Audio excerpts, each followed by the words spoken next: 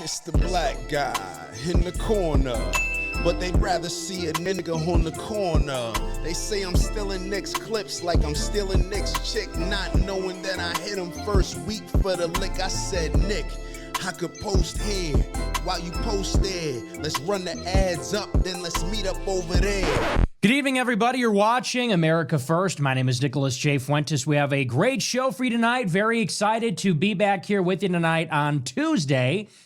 We have a lot to talk about tonight, lots to get into. Big show.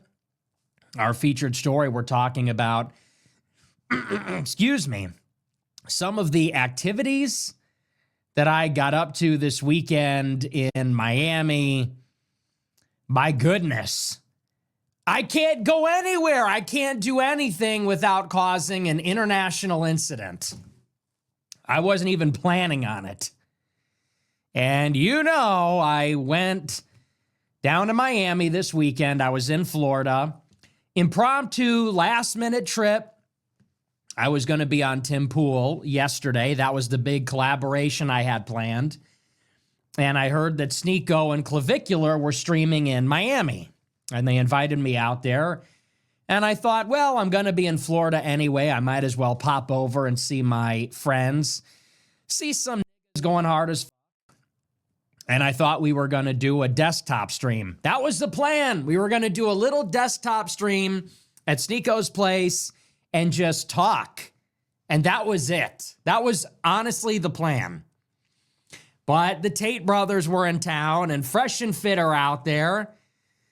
They're having this party. We go to the party and we're hanging out at the party. We're getting ready to split. And somebody comes up with this idea. Hey, we should take Nick Fuentes to the club for the first time. Hey, I'd like to see that. That'll be funny. That'll be hilarious. Let's get the big nerd. Let's get the big dork in the club. We'll watch him squirm. That'll be funny. So we pile into the Sprinter van. Everybody is carrying on, having a great time. We go to the club, cut the line, pass through security, bottle service, hose, bring them forth. But none for me. And a song comes on the radio. My favorite song comes on the radio, Party in the USA. Then another song comes on, another hit by Kanye West. The club explodes. People are throwing Roman salutes at me. We're singing Hitler. It plays for 30 seconds. They change the song. We leave. We wake up the next morning. It's an international incident. The mayor has issued a statement. The club has fired 3 people. We are banned by all hospitality groups in the United States. The ADL condemned the outing. This is what happens when I try to go clubbing. That was my first time at the club. Never again. I go to the club one time. Never again. Never forget. Never forget the legacy of the song. The 6 million club goers who were affected by the song.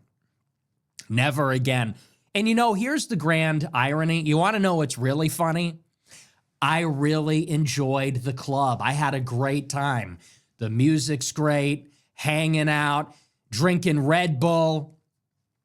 And I was thinking to myself, I think I'm going to give up my life of hate. I'm sitting there in the club, vibing out, the lights, the music, the energy, the people. And I'm thinking in the back of my head, you know, I think I'm going to give up my life of hatred and racism. And maybe I'm going to turn over a new leaf. Maybe I can start a new life in this club. I want to make love in this club. I'm thinking, maybe I had it all wrong. I was wasting my life spewing vitriol about immigrants and Jews when I could be having a blast every weekend with my friends. I said, you know, I think I'm going to resolve to become a club guy in Miami. Maybe these Jews and women and blacks aren't so bad. But then they proved me right. My former life of hatred and anti-Semitism is completely vindicated. I am doubling down. More anti-Semitism, more Hitler, more racism, more sexism. You banned me from the club? Well, then, now we're going even harder than ever. You took that away from me? I'm kidding, of course. Wouldn't that be ironic, though? Wouldn't that be funny? That would be funny if that were the case. But anyway, we're going to talk all about it. We'll talk about the backlash, talk about the fallout. An object in motion will stay in motion unless acted upon by another force. I can't help it. It's out of my control. I started the generational run, and I said it was over. I said in December, I said, it was a good year. We had a good run. Next year, back to normal. An object in motion will stay in motion. A white-ass going hard as fuck will stay in motion. And I cannot turn up in Miami Beach without Jews getting mad. Well, we had fun. What can I say? We had a great time. We had fun. I had fun. For the first time, I was like, wow, I'm having a great time. So totally worth it. But that'll be our main story. We're also going to talk about what else is going on in Miami Beach. You see this? So the mayor of Miami Beach is a Jew. Surprising nobody. South Florida is very Jewish, and they control everything there. He condemned our appearance at the club.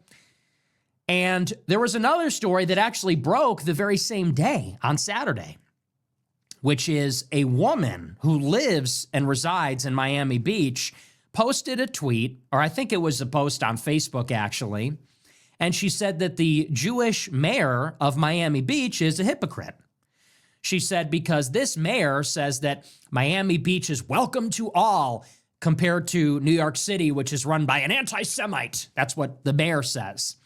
She said, however, this city is actually hostile to anybody that isn't pro-Israel. So the mayor dispatched 2 police officers to her house in plain clothes to confront her about the post. This is our Jewish tyranny. This is our Jewish fascism. If you live in Miami Beach and you post on Facebook criticizing the mayor, lawfully protected First Amendment speech, constitutionally protected speech, the city government retaliates against you, chills the speech with intimidation by sending the cops. And the cops knock on her door and they say, hey, did you post this? And she goes, I'm not answering that. They go, well, we want to know who posted this because this could incite terrorism. This could incite Jewish terrorism. Because she called the guy a hypocrite. No backlash. I have not seen this story anywhere. Now think about these 2 movies that are playing. On one screen, you've got a group of friends. We go to a club. We play a controversial song for 30 seconds. Oh my gosh, how must the people in the club, what must they be feeling? They must have their feelings hurt. This is terrible. You're banned from everything. Everyone's going crazy. The same day, somebody posts constitutionally protected criticism of their municipal government, the cops are retaliating. You've had too much to think. You cannot criticize the Jewish mayor of Miami Beach. You cannot call them hypocrites. Sort of interesting. So we'll talk about all that. Should be a pretty good show. Before we get into it, I want to remind you to smash the follow button on Rumble, smash the like button, leave a comment. Let me know what you think about the show. Remember to check out our merch at Fuentes.store. Today's a very special day. Today's a very special day. Happy birthday, Jeffrey Epstein. And on our store, if you check it out, Fuentes.store, we have a commemorative USA quarter zip. Little homage. Check it out, Fuentes.store. You're going to know what it is when you see it. Go to the website, Fuentes.store. It's a blue quarter zip, patriotic. It says USA and our custom logo on the front, a little American flag patch on the sleeve. So check it out. New products. We have flags, we have t-shirts, and we have the commemorative quarter zip. Happy birthday. Happy Martin Luther King Jr. Day. Happy Martin Luther King Jr. Day. And happy birthday, Jeffrey Epstein. Check out this quarter zip. I'm going to be rocking it. I ordered one. Everybody's trying to get one. I see it on the TikTok shop. We put our own spin on it because we're baller ass niggas, okay? We have a car. We have a car. We are baller ass niggas. Private islands, private jets. What about it? And what about it? Go ahead, cancel me. Hunter Biden smokes crack. What about it? So check it out, Fuentes.store. Check out our subscription site, AmericaFirst.plus. $15 a month, you get access to the entire archive, all my content going back 10 years. Speeches, gaming streams, debates, interviews. It's all there, as well as an MP3 format for everything if you like the podcasts. And if you pay $100 a month, okay, if you're rich and you can afford something like that, $100 a month club, you get to go in a group chat with me. I gave kind of the whole story about the club on Saturday, but only for the people in the group chat. And we talked about it. I'm in there chopping it up. I'm in the club texting everybody when I was taking at Klavikuler's house. I'm texting the group chat, hey guys, how's the stream? So if you want that experience, it's at AmericaFirst.plus. Check it out. With that, we're going to dive in.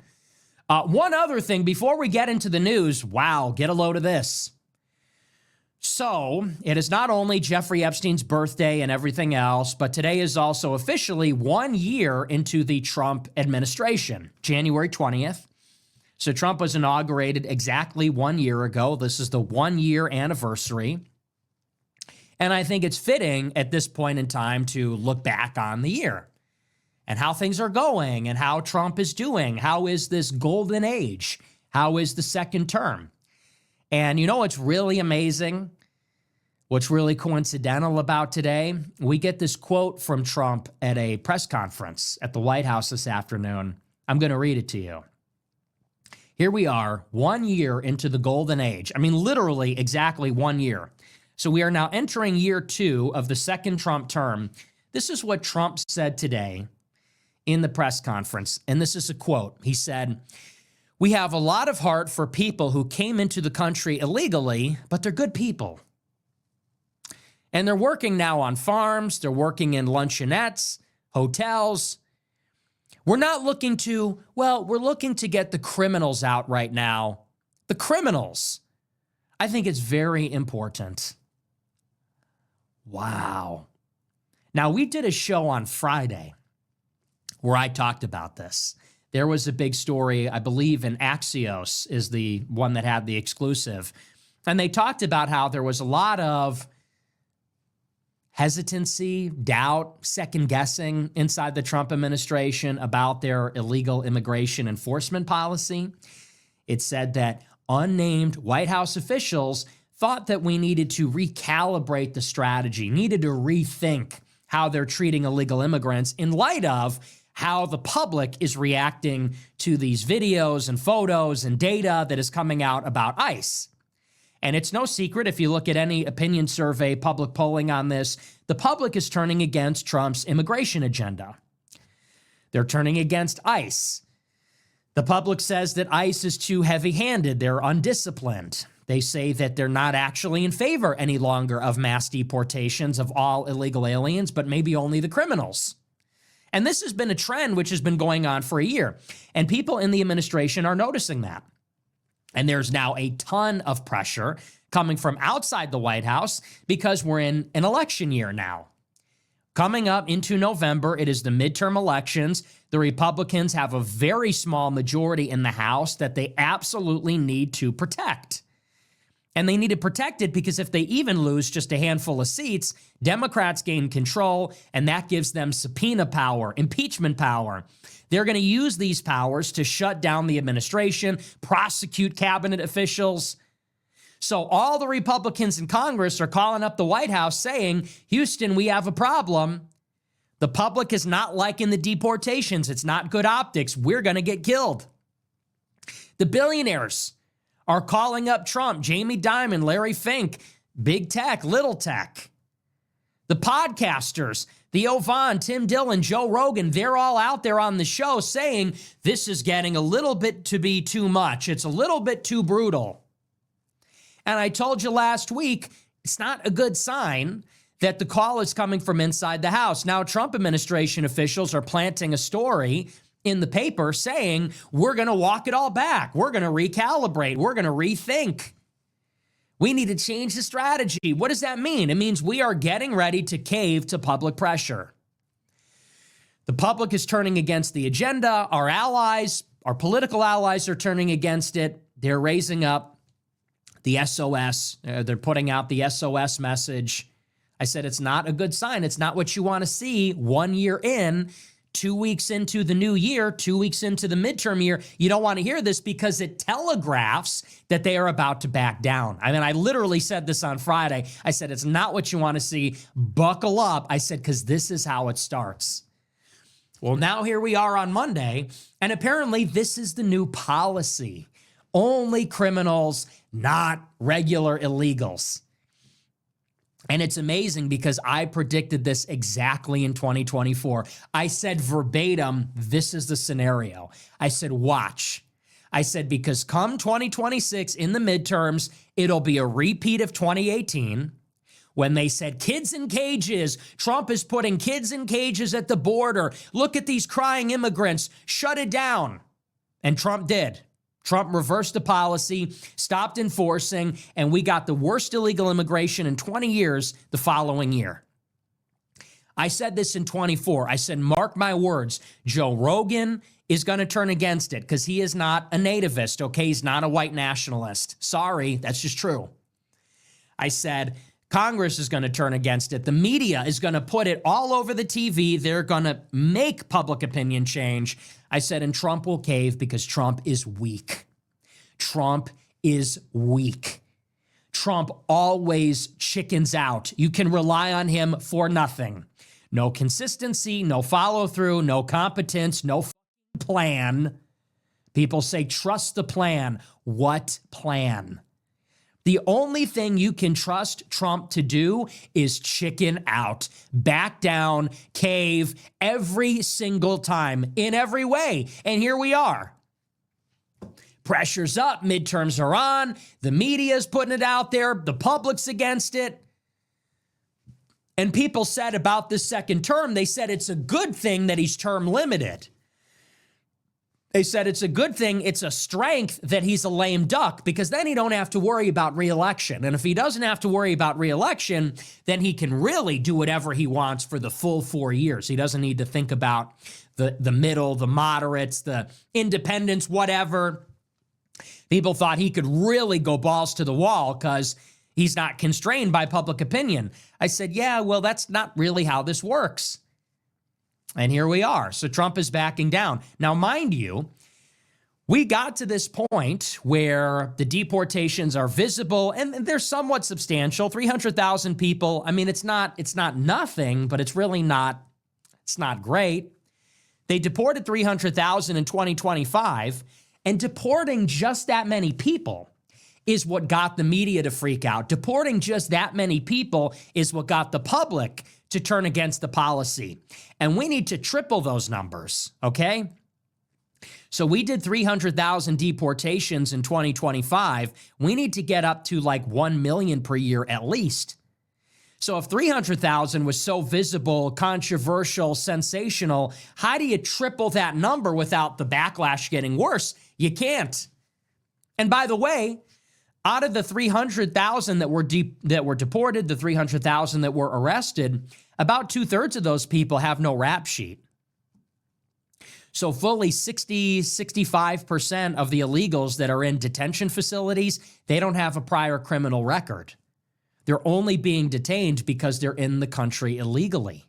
So out of the 300,000 arrested, the 300,000 deported, it's only 200,000 between those two figures that even have a rap sheet. So when Trump comes out and says, we're only going to focus on criminals, does that mean that the enforcement is going to shrink by 65%? That's kind of what it sounds like. So I would be remiss if I didn't point this out. I do want to touch on that just very briefly, so we'll leave it at that, and we're going to pay close attention to it. We'll see how that affects enforcement. We'll see if there's a policy change. But this is now the second story. 2 weeks. Well, I guess 3 weeks. But it's a second story 3 weeks into 2026 where the Trump administration is signaling they're going to change the immigration policy under pressure from the media and the public, just as I predicted. So don't be surprised if it grinds down to a halt. And you know what? That means the protesters won. The protesters won. Trump went out there, made a big thing of it. We're going to do mass deportations. We don't play around. Big raids, sensational hype edits of the raids. These shithead leftists throw themselves in front of ICE, chasing them around, blowing their whistles, firebombing ICE detention facilities. Trump threatens to shut it down, doesn't. Threatens to send in the National Guard, barely does. Threatens the Insurrection Act, doesn't, again.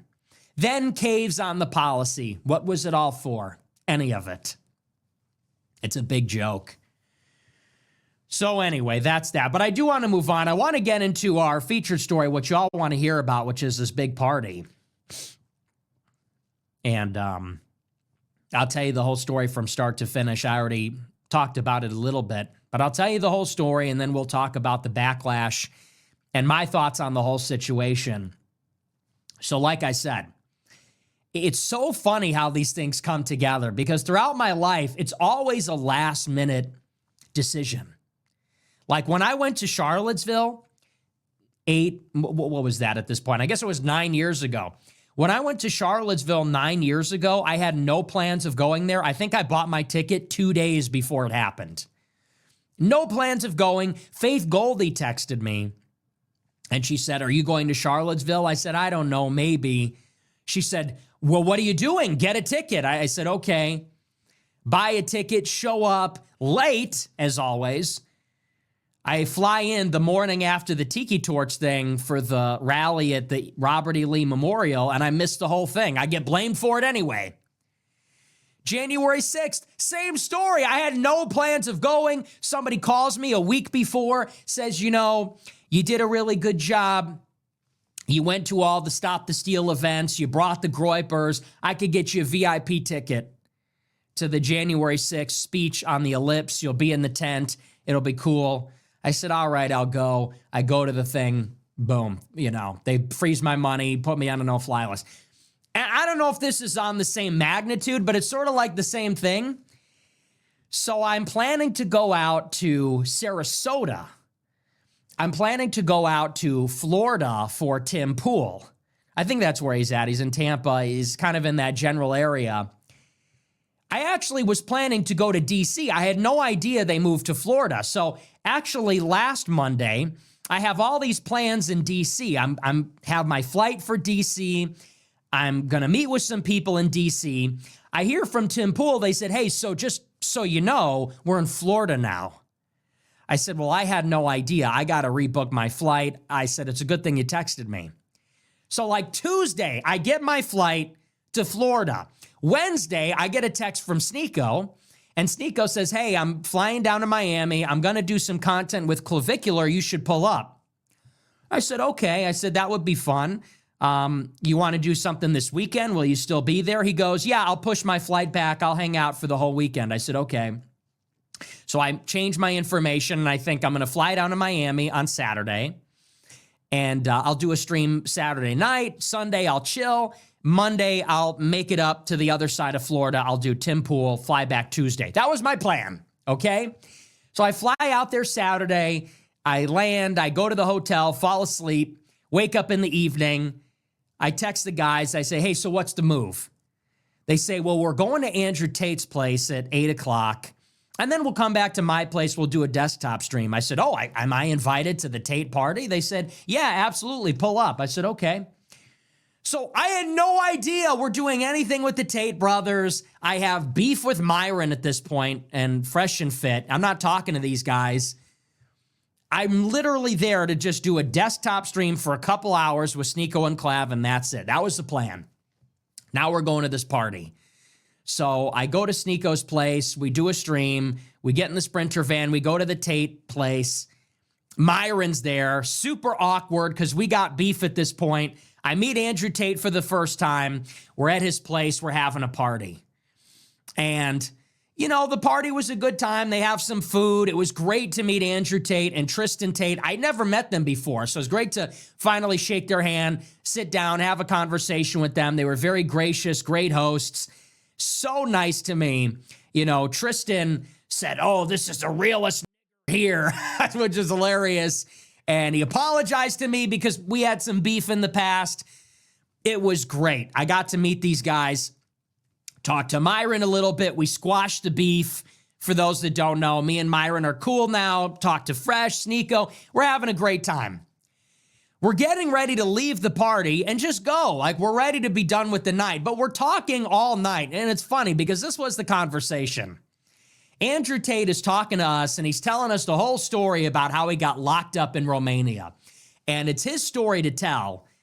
Let me tell you this. It is an unbelievable story. I will not retell it here. It's not my experience. It's his story. It's his discretion whether he wants to share all the details. But let me tell you, it is like a mask-off story of how the Matrix works. And he said this much: it is so political. Everybody calls him a sex trafficker and an abuser and all these things. It is so political, you just wouldn't even believe it, how explicit, how nakedly political it really is. And he's telling us the story. And long story short, by the end of the night, he's telling us young guys, it's me and Sneeko, we're the same age. Klav is 20. He's way younger even than us. And Andrew's sitting there telling us, he goes, you know, the world used to be a fun place. He said it really used to be. The world was fun. I feel bad for you guys, he says, because the world isn't fun anymore. You can't do anything. He goes, what can you do? Go out, go to a restaurant, go to a stupid club, go home. He said, back in the old days, we could do anything. We would just go out with 20 bucks in our pocket. We'd go to a bar. We'd get in a fight. We'd race cars. Race the cops, whatever.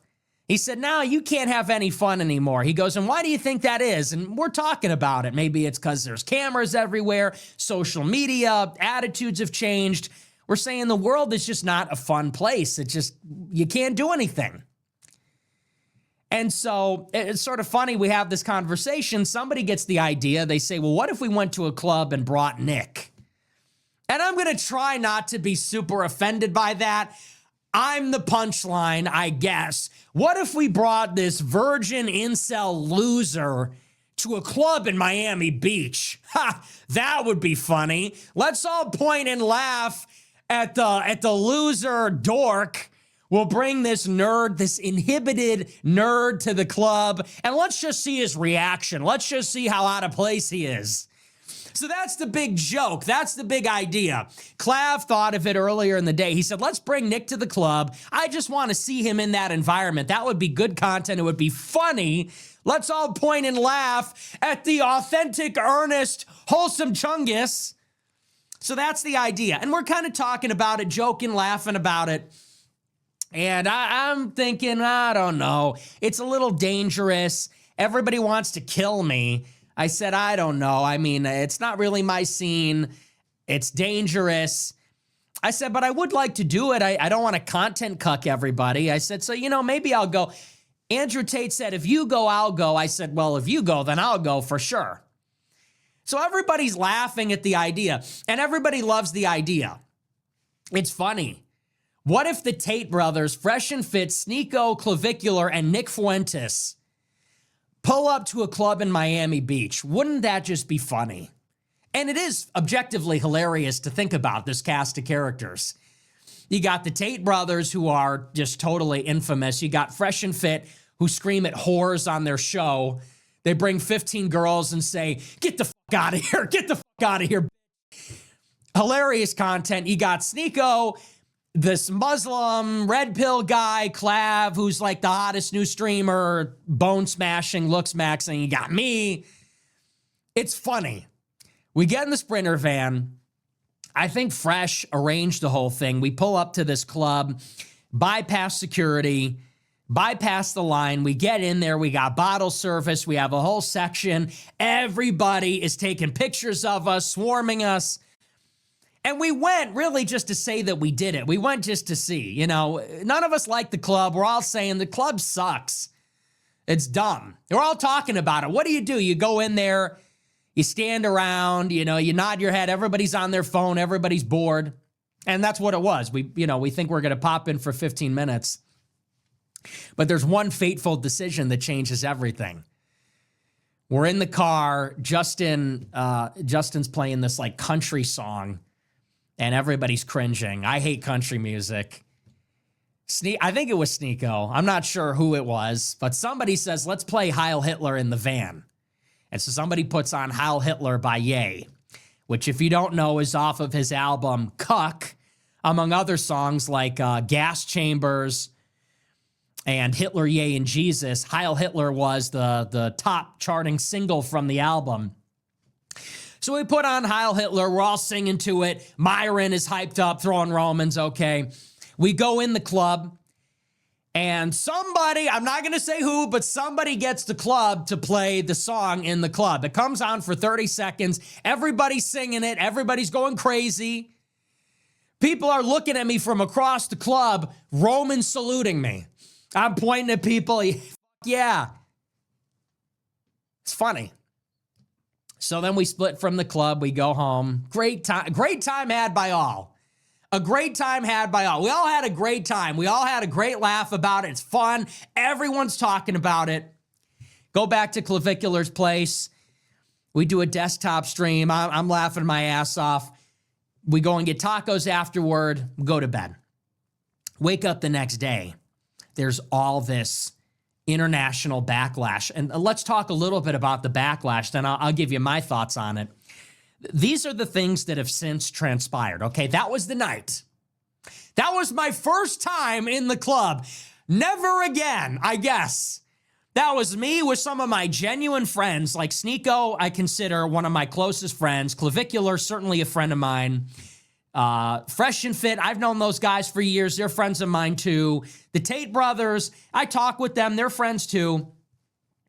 And it's so funny because in the house, this is just a group of guys. I know everybody sees it as like a big spectacle and everybody's talking about it and giving their opinion and judging. You guys got to understand, for you guys, it is a spectacle. It is a show. It is a performance. For us, this is a group of friends at a party. This is like a family reunion. This is the Tate brothers who have not been allowed to come back to America because they've been in jail. And they know these guys. They know Sneeko. They know Fresh and Fit. They know all these other guys. I've talked to them for a long time. I pull up with my friends. Like for us, this is just guys at a party. This is a group of guy friends at a party talking about the weird shit that happens to us, getting thrown in jail, people coming to my house to kill me. You know, Klavikuler doing what he does, getting canceled for saying Vance is fat. It's a group of friends hanging out, and I'm sure anybody else can relate. You get together at the house, somebody comes up with some stupid plan. Hey, let's go to the club. And everybody's kind of joshing each other. Oh, what if we all took Nick to the club? It's his first time. Wouldn't that be funny? Oh, what if he got laid? Oh, I'd love to see his reaction. Okay, it, let's go. So for us, this is just like a group of friends going and doing some stupid shit on a Saturday night. You know, that's what's funny about it. Now, we wake up the next day, the ADL has put out a statement, okay? The Anti-Defamation League condemns the trip to the club. The mayor of Miami Beach, puts out a statement and says, this is abhorrent, this is horrifying. We want to keep everyone safe. I can't imagine how everybody felt.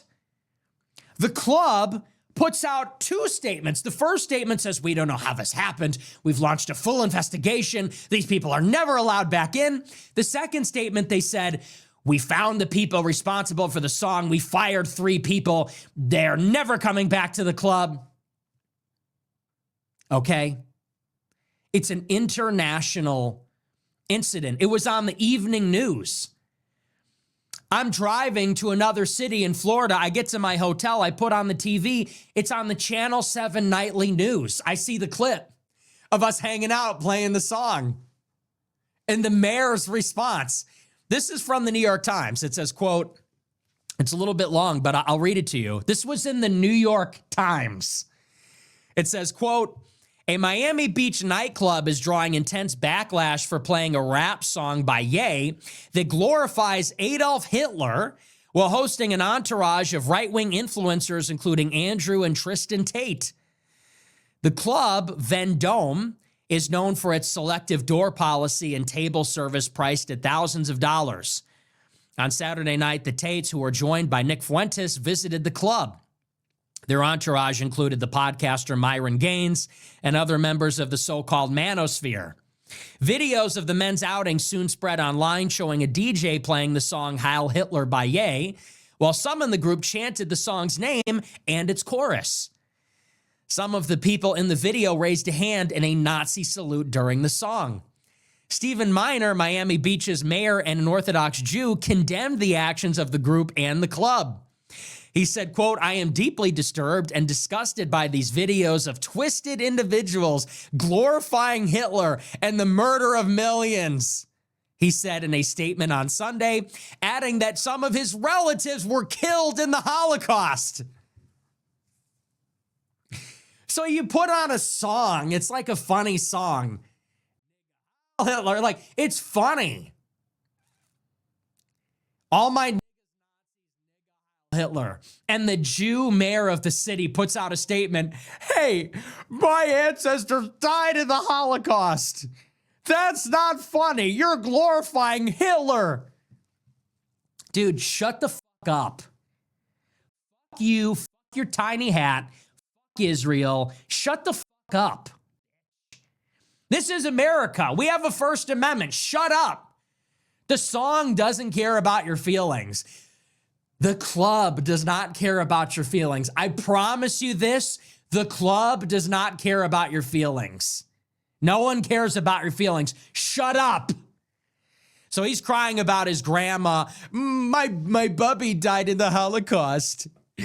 You think his song is so funny, don't you? Well, my bubby died in the Holocaust. There's something funny about that.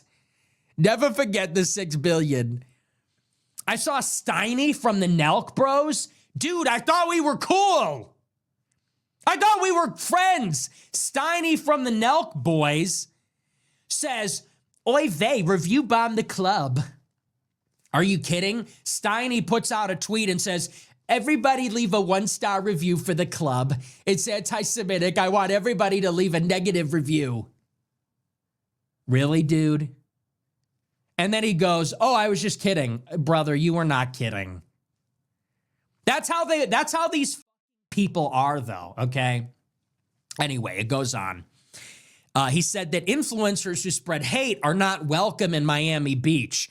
Anti-Semitism, hate speech, or the normalization of extremist ideology has no place in our Miami Beach community, our nightlife, or any public setting. Yeah. Cocaine, sex trafficking, prostitution, that's fine. You know, here in Miami Beach, we have values, all right? Hey, listen up. Here in Miami Beach, here in South Beach, okay, yeah, we do drugs. Yeah, prostitution. You want to go and date somebody. You want to go and fuck on the the floor of the club. You want to fuck on the beach. You want to shoot people. You want to be a gangbanger. You know, that's fine. But we draw the line at anti-Semitic songs. Okay? This is South Beach. We have values. We don't tolerate that kind of immorality in our nightclubs. Asshole. Like, really? Seriously? That's really what it's come to in our country. You want to be like a complete degenerate, hey, knock yourself out. You want to play a funny song? Sue them, arrest them. You're not welcome here. You're banned from the club. You're banned from McDonald's. Anyway, he goes on. The ADL, a group started in 1913 to combat anti-Semitism and prejudice, rebuked the nightclub. The Anti-Defamation League has rebuked the nightclub in a series of social media posts. The group said, quote, imagine being Jewish out for a fun night, and now you're surrounded by people performing Nazi salutes to a song that glorifies the individual responsible for murdering 6 million other Jews. This is not okay. Honestly, I'm like literally shaking. Chills. Imagine you're a degenerate Jew pimp and you have 2 whores under either arm and you're snorting cocaine and you're drinking alcohol and you think you're some kind of big shot when all of a sudden you're surrounded by people throwing Nazi salutes saying Heil Hitler. You know, think of that guy. Try to put yourself in his shoes. Somebody think of him. Somebody think of some nebbish with a Star of David necklace. Try and think of some ugly nebbish with disgusting facial hair and back hair and a tiny hat who's just trying to sex traffic some goyim and get them hooked on drugs. And suddenly you're surrounded by people laughing, saying Heil Hitler? Did you ever think of how that guy's gonna feel? Like, that's not okay. So that's the ADL statement. The other statement released on Monday by the club Vendome said it had fired 3 employees and permanently banned the people involved in the episode. The club did not name the individual guests. The statement said Vendome has a zero-tolerance policy toward anti-Semitism or any other form of discrimination. Although Vendome was not aware in advance of the incident, it should have never occurred. During an appearance on the PBD podcast, the episode of which was released online on Tuesday, Andrew Tate said he did not request the song. In a post on Monday on X, Joseph McBride, a lawyer for the Tates, said the brothers rejected hatred. He said if the club is looking for someone to blame, it should start by looking in the mirror. To be clear, Andrew and Tristan Tate condemn anti-Semitism and the glorification of Hitler. Free speech is not a license for hate. I will say this, okay? In defense of Andrew and Tristan Tate, I am going to go to the mat for them 100%. These are my niggas. I like Andrew, I like Tristan, and I am going to defend them here. They went on Patrick Bet-David today, and this douchebag, Adam Sosnick, subjected them to a struggle session. Well, I guess it was only Andrew, but it was a struggle session. Why do you think that's okay? You should have put a stop to this. How could you sit there while this song was playing? Oh my gosh. And Andrew Tate said he disavows anti-Semitism and, he's sorry if people were offended and so on. And I saw a lot of people saying, well, he cucked, well, he's a hypocrite, this, that, and the other. In fairness and in defense of the Tate brothers, they have literally been put in jail for 4 years of their lives, okay? And they just got out. And this is like no exaggeration. You know the story. The Biden State Department, the United Kingdom, one of these Atlanticist, Five Eyes countries leaned on the Romanian government and said, you need to put these guys in jail. They're too based, they're too red-pilled, they're too popular. You need to put these guys in jail. And Romania, a super corrupt country, did exactly that. And that's like no exaggeration, because that's how it works. The State Department, with all its NGOs, the intelligence community in the UK and the United States, they see Andrew Tate as too powerful, too independent, too right-wing. They greenlight him. They pull some strings. They get him thrown in a Romanian prison in this Kafka-esque process.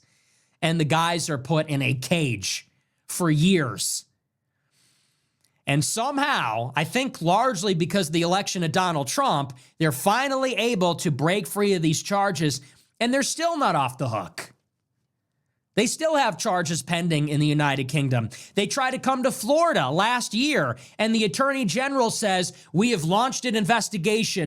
Some hoe that Andrew Tate used to fuck with says that he beat her, and there's this civil case against him. So I do understand not everybody is in the same place in their career. And if you had residency, if you had your headquarters in some third world shithole and you were imprisoned for political reasons, you sort of understand maybe where he's coming from. He might not have the same license to say controversial things as everybody else because he's quite literally under the gun in a few jurisdictions. And that's not a joke. It's not a game. It's a delicate situation. So I get that. I know that Sneeko called them out, and I understand that too. Andrew, look, you insulted him a little bit. Andrew didn't throw anybody under the bus. I don't feel personally attacked, but he insulted Sneeko a little bit. You insulted him a little bit. Come on. You insulted him a little bit. Sneeko's throwing it back. I think that's fair game, got called out, singled out. It is what it is. Me personally, I'll defend the Tates and say I get where they're coming from. So anyway, but long story short, that is the backlash of my first night at the club. And it's sort of, when you think about it objectively, it's a completely ridiculous situation. Because that is, at the end of the day, what happened. Everybody's talking about it. Everybody's got something to say. Oh, you're cringe. Oh, this is so cringe. No, this is based. A group of guys goes to the club for like an hour. We play this song. And there are statements being written by lawyers. The club has fired 3 people. We're all banned. Some Jew calls up Sneeko and says, you guys are banned from every major hospitality group in the United States. The ADL condemns it. The mayor of the city condemns it, says, you're not welcome here anymore. It's covered in the New York Times and the Jewish press in Israel. Now, if you're an alien that comes down from outer space and you see this story, you're some uncontacted tribe living in the Sentinel Islands off the coast of India. You see this story. What are you to make of all of this, about how the world works? And think about it. Think about the kind of behavior that is tolerated in this country. You can be racist against blacks. You can be racist against whites. You can be racist against Asians, against Hispanics. You can be sexist. You can be misandrist. You can hate men and women. You can hate young people and old people. You can hate immigrants and native people. You can do drugs. You can be transgender. You can be gay. You can go and be the most profligate, degenerate. You can fuck a new person every night. You can transmit STDs.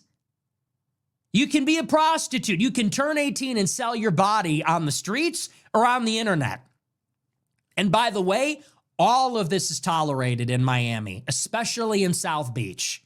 If you know anything about South Beach, it is well known. You ever hear Spring Breakers Gone Wild? That's South Beach.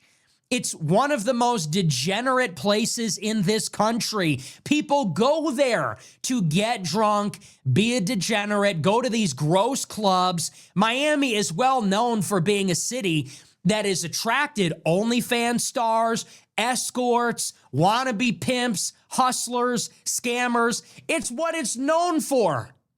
But the one thing you cannot do, the one group you cannot offend, you cannot offend the Jews. And that's all that we did. That's what the song did. It's actually not a song that ideologically supports National Socialism. The song does not say the tenets of National Socialism are this. It's not, it's a song by a black guy, and it's kind of a joke. But it does invoke Hitler in a positive way, maybe as an FU, as a middle finger. And that's really why the song was made. The song was made to offend Jews. And if you listen to the lyrics, that's what it is. It says, listen, I have all these problems, so you know what? F you, Heil Hitler. And the great crime that was committed in the club, the song played for a minute. Nobody got hit. Nobody got injured. Nobody got hurt. Everybody's fine. What happened is that for 45 seconds, Jews might have felt uncomfortable. If there were Jews at that club, they might have felt uncomfortable that a song played there. And that is a sin. In a Jewish-controlled city, in a Jewish-controlled country, in a Jewish-controlled world, you cannot offend them. And thus, statements will be written by the lawyers. Employees will be fired. The ADL has issued a statement. The mayor has issued a statement. The individuals involved have been punished. Really? And think about all the behaviors that you can get away with in the club. You can open carry in Miami. Okay, that's what the city is known for, is gangsters, drugs, cocaine, weed, escorts, OnlyFans. Think about the behaviors that are tolerated. Miami is the mecca of OnlyFans. If you turn 18 as a young girl, high school age girl, you're a senior, and you decide, I'm going to sell my body on the internet for money, you go to Miami, where there's a 0% income tax. You work from home. You could be a digital nomad. That's what you do. That's fine.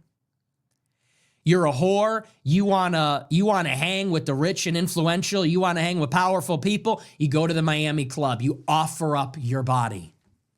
People in the club are doing blow. They're doing weed. They're doing everything you can think of. That's fine. You walk up and down in Miami Beach, they got the inclusivity flag, you know, that like gay pride flag on steroids. All that stuff is fine. That's the country we live in. But again, you put on a song that says Heil Hitler and everybody loses their minds. Now, what are we to conclude about the country other than that this country is run by Jews? This city is run by Jewish gangsters. And what actually are their values? You know, I see Adam Sosnick on PBD losing his mind about this, freaking out. And it's like, dude, you sound like a woke leftist piece of shit when you talk about this issue. And I think about this guy, Adam. He takes so much pride in he's this guy from the club. Oh, I know the best clubs. He's like a proud degenerate. And he claims to be an anti-woke right-winger. He's got a big problem with Muslims, big problem with leftists, big problem with black crime, big problem with black people. He offends Muslims on the daily, offends blacks on the daily, offends me as a Christian, Christians on the daily. When this edgy, edgelord troll song comes on, he sounds like a screeching leftist. Why didn't you get up and leave? You are the company you keep. If you sit at a table with one racist, everyone at the table is a racist anti-Semite. Seriously, bro? So what are your values as a Jew then? All these Jews in Miami Beach, like I said, for them, prostitution, pornography, drug abuse, sexual assault, and sexual abuse, that's all fine. That's all fine. Pimps, players, all that stuff for them is fine. Hey, have a good time. Offend Jews, it's an incident. Well, you know, I don't want to live in that country anymore. I don't want to live in Jewish America anymore. I don't want to live in a country where those are our values. I think that we should have different values. I think that we should live in a Christian nation. I think that we should be more offended that young Gentile women are being trafficked by Jewish OnlyFans, because that's who runs it. Do you know, by the way, that OnlyFans was not a pornography site when it got started? OnlyFans was an alternative to Patreon. It was just another subscription website like Patreon, like any other one that you can think of. That is until it was acquired by a Russian Jew. And then he transformed OnlyFans into a business where Gentile women are trafficked for money. He turned it into a business where young women turn 18 and it is totally destigmatized. They start selling softcore and hardcore pornography of themselves. And by the way, those are our women. America is the biggest market for OnlyFans. American OnlyFans creators are making millions, maybe billions of dollars. Those are American girls. Those are American women that are being trafficked. American women that are given a platform and sold to young American men. Who do you think's buying it? To American men. Well, a rich and powerful Jew takes a cut off the top. Hey, Adam, you got a problem with that? Hey, sucker mayor of Miami Beach, Jew, you got a problem with that? Where's the statement on that? Miami is a city where young American women are trafficked, lose their innocence in the service of Satan, and equally young men lose their innocence buying this too. Where's the statement about that? Is the ADL going to protect them? Is the idiot mayor of Miami Beach going to protect them? No, they profit from it. They profit from it. They make money off of it. They encourage it. They are vampires. They suck our blood. That's fine. It is a vampiric city that steals innocence. That's a city where people are getting hooked on drugs, people are selling their bodies, losing their innocence, and they make money off of that. That is where all of the revenue comes from. And that's fine. You troll them a little bit. Oh, now we're going to shut down the club. What's allowed in the club then? That's your country when it is controlled by Jewish gangsters. That's Hollywood controlled by Jewish gangsters. That's Miami nightlife controlled by Jewish gangsters. Those are the priorities. That is what is being injected into the country. That is what is going on here. And so you're damn right I love trolling those people. Absolutely. Love pissing those people off. All day, I love to troll them. Please, cry more. Cry more about the 6 million my ancestors, because I don't give a shit about them. 6 million Holocaust, my ancestors, we do not care. We do not care about the Holocaust. We do not care about your ancestors that died in the Holocaust, because our country is dying now, and you are responsible. You want us to feel bad while you profit from OnlyFans, while you profit from degeneracy? You profit from white replacement? Now you expect us to go to your little museum? Fuck you. Sick of it. This is a Christian country. This is a European country. You bring that nonsense here, you traffic our women, you get our young people hooked on drugs, you profit from it, somebody trolls you and then you cry? Your people are committing a genocide right now. And that's all welcome in Miami Beach. Give me a break. And what they really have a problem with is anyone that calls them on their bullshit. Anybody that isn't afraid, anybody that stands up to them and calls out the hypocrisy, anybody that stands up and calls out their nonsense, the double standard, how they put themselves first, that person becomes target and public enemy number one. And they really don't like somebody that they can't cancel. I've already been canceled. What more can you do to me? At this point, you banned me from the club. I don't go to the club. Well, you're banned from our club. I don't go to the club. We did it as a joke. And now the joke's on you. So I'd love to see more people playing the song in more clubs in the country. That'd be great to see that happen next. What a joke. And that's if you were, like I said, if you're an alien coming down from outer space and you watch the scene play out, that is what you must conclude about how the whole country works. My perspective on the whole thing, like I said, we had a good time. And what the hell happened to the country? You literally cannot have fun in the country. Think about how many freedoms we don't have anymore. Why do you think everybody is so miserable? You can't do anything anymore. Think about it. Everybody is so worried about being politically correct. Everybody's so worried about being cringe. Everybody is so self-conscious. That's why nobody can have any fun. I think about that conversation we had with Andrew Tate. He says, you know, back in the old days, we used to go out and just have a good time. And you want to know why? Because back in the old days, you didn't have everybody watching every move, judging every move. My thoughts, which go deeper than just this Jewish thing, which is what it is, I mean, whatever. So many people are judging, oh, this is cringe. Oh my gosh, can you believe what they said? Oh, they don't look cool. Oh, this guy's old. Well, this guy said this. Well, this guy did that.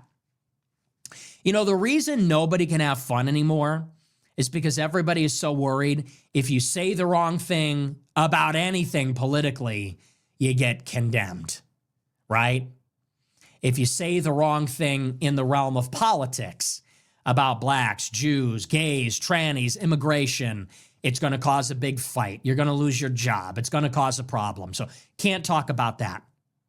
Now, if you try to talk to a girl or try to hook up with a girl, oh, once again, well, you can't be cringe. Well, you don't want to be rejected. Well, you don't want to be right?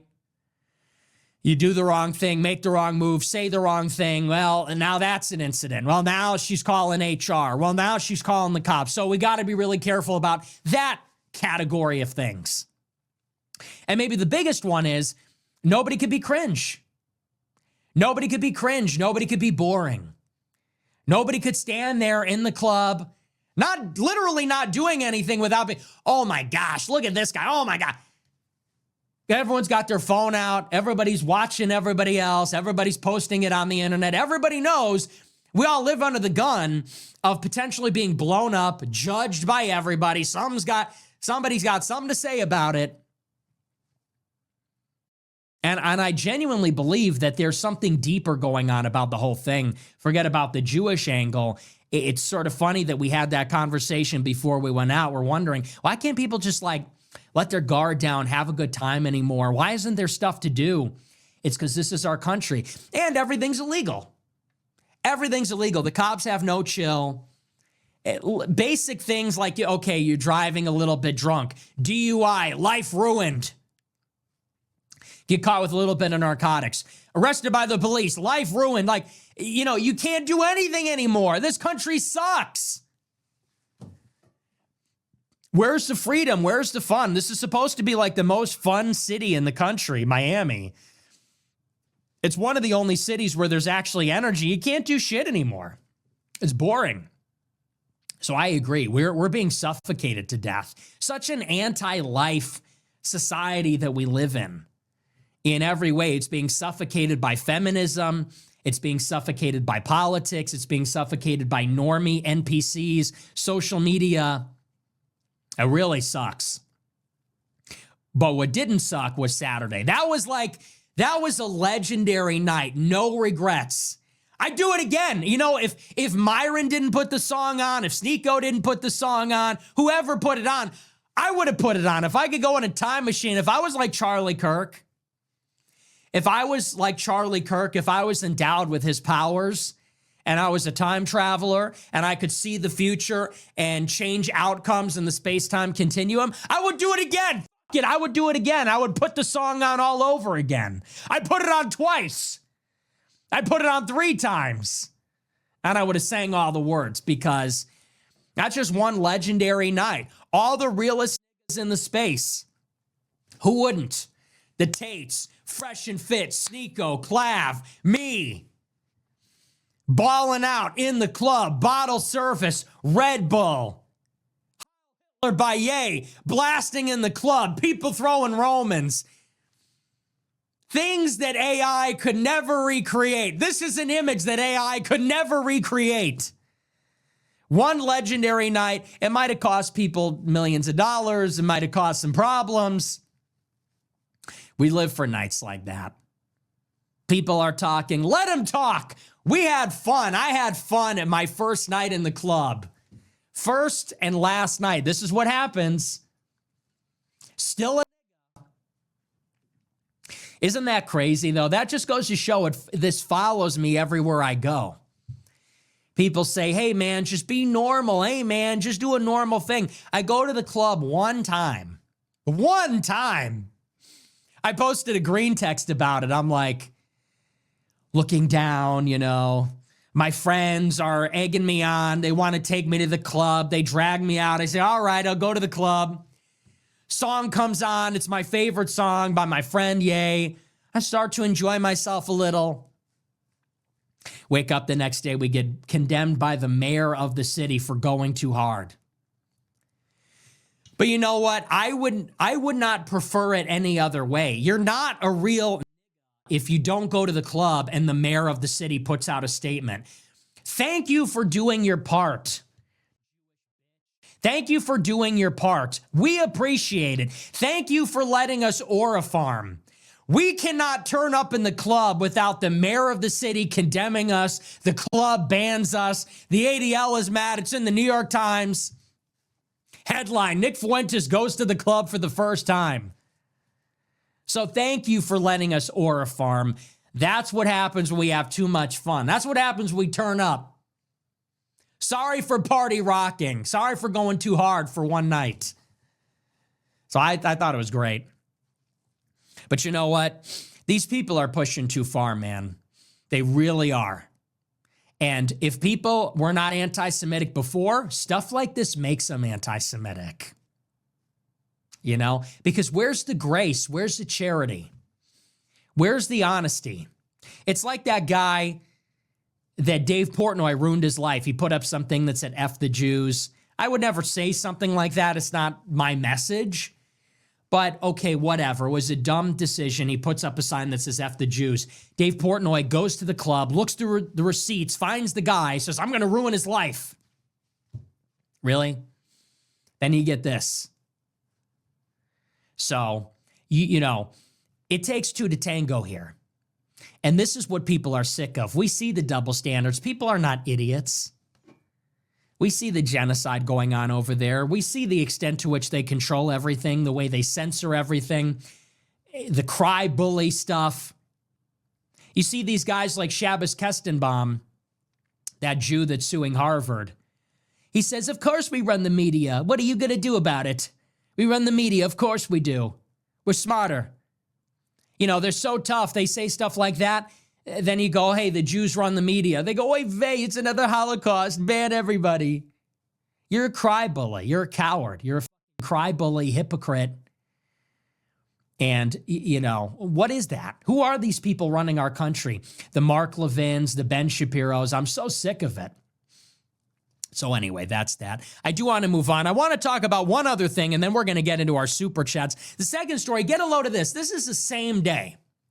So we all go to the club, we turn up, the whole thing's an incident. The same day, the same morning that we all go to the club, there was another incident in Miami Beach, which is this.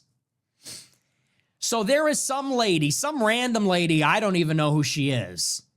I guess some lady who lives in Miami Beach posted on Facebook about this mayor, about this Jewish mayor of the city.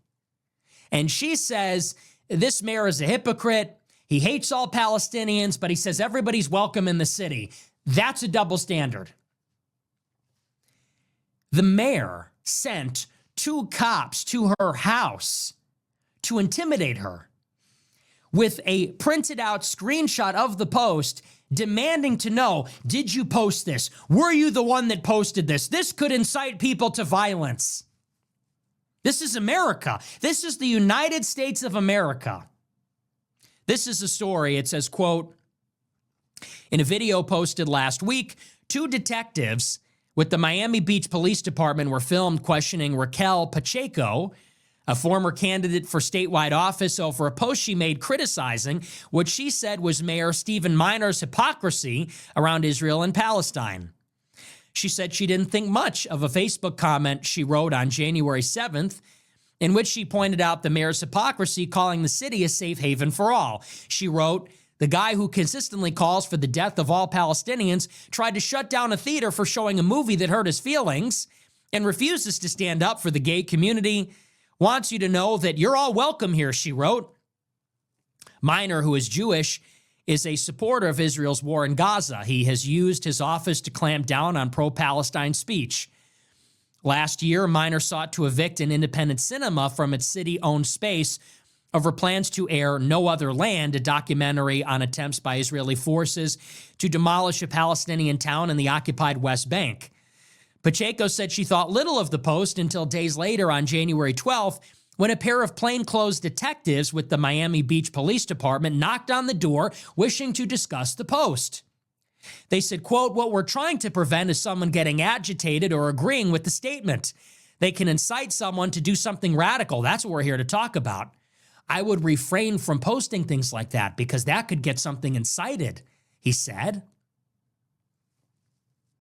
This is in the United States of America, in the same city. So think about it. If you host a film festival in Miami Beach criticizing Israel, you're driven from the public space by the Jewish mayor. If you are a resident, a mere resident, and you post on Facebook, you know, the mayor's a real hypocrite. He wants all the Palestinians to die, but then says we're inclusive. They dispatch the cops to go to your house and interrogate you. Did you post this? Did you write this? You play a song for 45 seconds in the club, says everyone's banned. Everyone's banned from the club, banned from everything. The people are fired. We put out a statement. You're not welcome here. This is the United States of America, or at least I thought it was. Do we have a First Amendment? Do we have a free society? Do we have a culture of free speech? Are we allowed to say whatever we want? Contrary to what the Tate's lawyer said, no, the First Amendment is a license to say whatever you want. It is, by definition. You have a First Amendment right to criticize Jews. You have a First Amendment right to criticize Israel. You have a First Amendment right to criticize the Jewish mayor of the city. You have a First Amendment right to play that song. And you should be welcome anywhere and everywhere in any public space. The First Amendment is exactly what that is a license to do. And by the way, real Americans fought and died for that right. The founding fathers, who are not Jewish, fought and died in the Revolutionary War for those rights. Fought, died, sweat, thought, everything you can think of to produce this country, to give us independence, to give us a Bill of Rights, so that their posterity, so that their descendants would have these rights to a free and open society. That's our birthright. That's our inheritance. That is what we are entitled to as Americans. That is what we are legally and spiritually entitled to. And now, in Miami Beach, a city of degenerates and Jewish gangsters, they say, if you post the wrong thing on Facebook, we're going to send the cops to your house? Where's the Trump administration? Where's the conservative movement? Where are the free speech warriors? You're not going to see them because they're controlled by the same people. Well, that's not America. America's a free country. We have civil liberties here. We have constitutional rights. And it's a question for Americans, what kind of country do you want to live in? Do you want to live in a country that's America first or Israel first? Do we have civil liberties and a First Amendment? Do we have free speech? Or are we going to be constrained by the feelings of powerful Jews? Do they have the right as a cartel, as gangsters, to leverage their connections to retaliate against people for saying or thinking the wrong thing, God forbid? What are our values as a society? Are we a country where you can do anything and everything? You can sell your daughter to OnlyFans. You can sell your daughter to a pimp. Everybody's hooked on drugs. And the economy is built on that. Or do we have a country where we have Christian values and we actually want to promote virtue? We want to discourage drug abuse. People can have fun. We want to discourage all that other stuff. What kind of country do you want to live in? And what are you willing to do to fight for it? Are people willing to talk about the issue? Are people willing to sacrifice to talk about the issue? Because that's what it is. It's crazy. The things that are tolerated, and think about it this way. This is what I think of. Okay, I'm a white person, all right? And thank you to Tim Pool. I did his show the other night. They took a picture of me. I think that's the whitest I've ever looked. I've got a red beard. I've got green eyes. I've got a pale complexion, wavy light brown hair. Look, I'm a white person. And do you know what has been tolerated in this country for the past 25 years? It is the most obscene the most offensive, the most genocidal rhetoric against white people. Think about it. Think about what they've said about us. They say white people are going extinct. That's a good thing. They say this is a space where we want fewer white people. They say we don't care about your white tears. Shut up. It's time for white people to get to the back of the line. White people are inherently violent. White people cause all the world's problems. White people are evil. You should think about not having kids because we need fewer white people in the world. We can't wait until you're all gone. What would you call that other than genocidal rhetoric? What would you call that other than hatred, racism? What else could you possibly call all of that rhetoric? And that is being promoted in Hollywood, on social media, by some of the richest and most powerful people, and nobody cares. Do people get fired over that? No. Do people lose their jobs? No. Do people get banned from things? No. Are there statements from the ADL? Never. As a matter of fact, they support it. They're teaching your little white children. When you send your little white boys and girls to school, these teachers are telling them, you're evil. Your ancestors killed the Indians. They enslaved the blacks. They committed the Holocaust. Then they were racist. Then they were Islamophobic. And now you should consider not having kids because you're wrecking the environment. Consequently, our young boys and girls are growing up hating themselves. Young men and women hate who they are. They hate their skin color. They hate their parents. They hate their heroes and ancestors, their own culture. They're brainwashed, and you could see it. They go on these videos and say, I'm fucking white, dude. I don't have a culture. I'm fucking white. Who cares? Like it's a sin. And this has been promoted, and by the way, disproportionately promoted by Jews. And we all know that. When it's a white people shame festival, you see these guys like Seth Rogen, they'll say, I'm a white dude and I hate myself. Oh, but then when the Holocaust is happening, they say, I'm not white, I'm Jewish. We all know that. It comes from Jewish Hollywood. It comes from social media, and they tolerated that. They promoted that for years. And we as whites are becoming a minority in every country in which we reside. Okay, white people are a minority in London, England. You think you're going to go to London and see the Beatles? Well, I guess they're from Liverpool, but you think you're going to see fish and chips and black pudding and an English breakfast and Big Ben. You think you're going to see, they're a minority in London. You go to Paris, it's all Africans, it's all Muslims.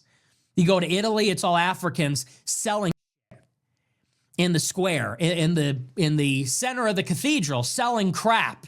In America, we're becoming a minority. In the younger generation, we're already a minority. Now think about what the Jews say about Israel. Israel has a right to exist. Israel has a right to defend itself. And what is Israel? A country of, by, and for Jews as Jews. It's a Jewish country for people that are born Jewish. They have a right for their Jewish country. They have a right to defend and fight for their Jewish country. And most of the Jews in America support that. Here, they believe that no white people are entitled to a country. You're not entitled to France. You're not entitled to Italy, Germany, England. You're not entitled to America. You know, Jon Stewart, it was never your country, goy. This isn't your country to take back. This country's for everybody. Think about that. And when this exterminationist rhetoric is peddled in America or in Europe, they're supporting it. This is the mind. So they run Israel and they run our country. They support their ethno-state in Israel, but America's for everybody. When there's genocidal rhetoric against white people, they promote it. And as America becomes a minority, they say, well, you have no right to any country. So my message is to the white people, to the Christians, even to the non-white Americans, for that matter. Take your own side. Don't feel sorry for these people. Don't feel bad for these people because they don't give a fuck about you. They do not care about you at all. They don't care about your civil liberties. They don't care about your country. They don't care about your kids. They don't care about your values. Monday through Saturday, they are disrespecting you, and they are committing sacrilege for everything that you love. But on the other day, they want you to feel sorry for all the horrible things that have happened to them. If they hear a song they don't like, if somebody says something they don't like, if they feel uncomfortable, then we're supposed to play Ben Shapiro's Smallest Violin over that. I'm sick of it. I think everybody's sick of it. It's outrageous. So these are your double standards. Everybody knows. Everybody sees that. And I don't wish harm upon Jewish people. I'm not advocating for violence, hatred. I'm not trying to rally everybody against them or anything like that. But it's enough already. And by the way, these people have too much power. That's what it is. People see a rant like this and they say, oh my gosh, what a horrible rant. They banned me from the city. The mayor said, you're not welcome in our city. You're banned from all the clubs. You're banned from the hospital. They retaliate against me because we're in a group where we played a song they didn't like. And then they want to cry and say, oh my gosh, it's the consequences of our actions. We want to play by a different set of rules. We want to punish people for offending us. We want to call for violence against anybody that offends us. Oh, they're mad at us. Oh my gosh, it's another Holocaust. It's ridiculous. But, you can't kill my vibe. We enjoyed the club. It was great, Love the music, love the company. A good time was had by all. The most revolutionary act. Have a good time. It's not that serious. It's not that serious. We're back. It's over. We have to go out to the other side. Fuck it. We ball. Banned from every club. You can't spike my cortisol. Condemned by the mayor. Fuck it. We ball, man. I don't care. So anyway, that's that. But I do want to move on. We're going to take a look at our super chats. We'll see what you guys have to say about all this. Crazy night, but worth it. Worth it. Thank you to the Tates. Thank you to Klav, Sneeko, Fresh and Fit for getting me out of my comfort zone. I had fun. I like it. I like the club. Stir the pot, add a little controversy. That just makes it better. That just makes it more fun for me. Anyway, let's take a look. Let's see what we got here. I'm going to get set up. We'll read the super chats. Banned from 109 clubs, somebody says. Yeah. I guess so. Can a nigga live? What a lineup, though, right? I love it. The Tates, Fresh and Fit, Sneeko, Klav, me. I love it. Klav is great, man. Sneeko's great. Sneeko's the homie. The Tates are great. Fresh and Fit's great. A good time was had by all. All right. Let's read through these. And it was fun. It was fun, funny, and harmless. Nobody got hurt, played a song. And by the way, I will just say this much. The song is so awesome. Like, when I hear that chorus, who got me back into it is Klavikuler. Because I hadn't really played that song in a while, but Klav started playing it, and I started listening to it again. And first of all, the song just goes hard. They have that production from All Quiet on the Western Front, the da, da, da, from All Quiet on the Western Front, that movie. I think that's where they got it. That just goes so hard, if you got the subwoofer in the backseat, bah, bah, bah. And the way that the song flows, it's just like a f you. All my killer. And it's funny because the song's like triumphant. You have these horns playing in the background. It sounds like a military song. It's like a triumphal military song. Hitler just sounds like, f it. F you. Great song. So I got back into it. The song is awesome. And I heard a rumor that Ye was mad about it. Bro, why are you mad about it? Your song. I don't know if that's true. He didn't text me about it. But I saw some people on Instagram, they said, oh, he's not happy about it. Bro, it's your song. Why? It's a great song. It's an awesome song. How are we can't go back on that awesome song. We can't go back on the album. We're not going back. It's like the DNC. We're not going back. So I think it's great. But anyway, he was proud because I was there when he was making that song. When I was out there in Spain, he was making that song. And he was like, this is one of my top 5 songs of all time. He's like, you got Runaway, you got St. Pablo. He goes, this is one of my top 5 in my catalog of all time. This is one of the best songs I've made. He's proud of it. And he should be. It's an awesome, and he destroyed the Matrix with the song. So I think it's great. I think it's so great. And I love these demonstrations of fearlessness because we are ruled by fear and shame and all these other things. Everyone knows it. Everybody comes up to me and says, hey man, I love what you're doing. Keep up the great work, because they can't say what I say. Everybody is afraid. Everybody is constrained.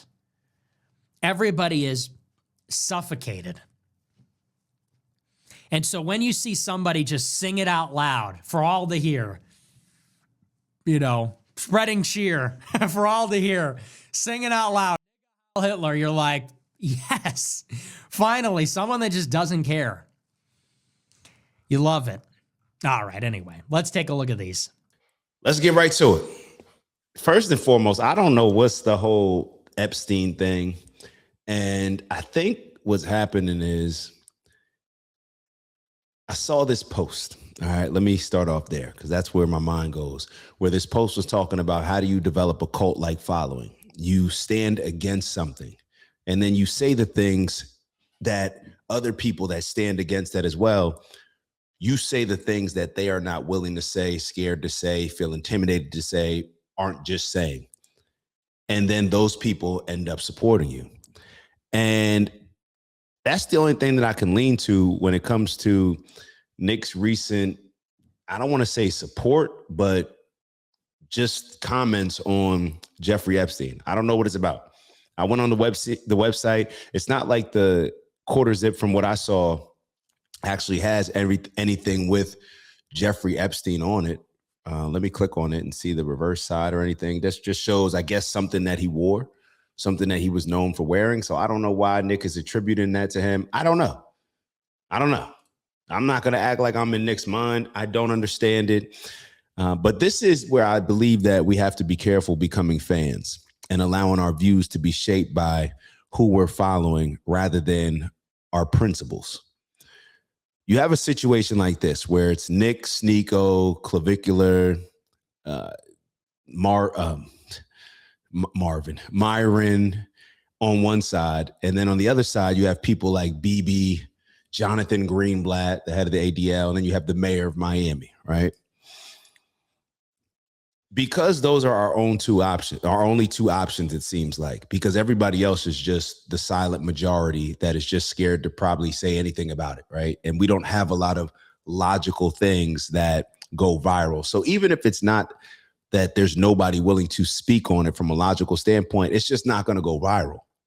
The things that if somebody just comes and says, hey, well, I understand this, understand that. But no, the things that go viral, the things that people care about listening to, the things that people will pay attention to and watch over and over and send to their friends, send to their group chat are the things that are most extreme, right? I either hate that or I love that. Doesn't matter. Those are going to be the things that you send to your friends. Those are going to be the things that go viral rather than, hey, this person just made some sense. It doesn't happen like that.